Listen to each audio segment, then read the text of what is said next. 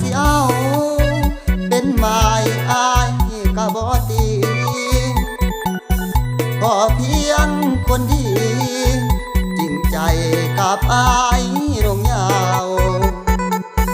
เป็นแม่อีน้อยมาเป็นเมียของบ่าวเฒ่าย้อนว่าตัวเฮาเป็นบ่าวเฒ่าจนคนเก่าสามีบ่น้อสาวใดหัวใจ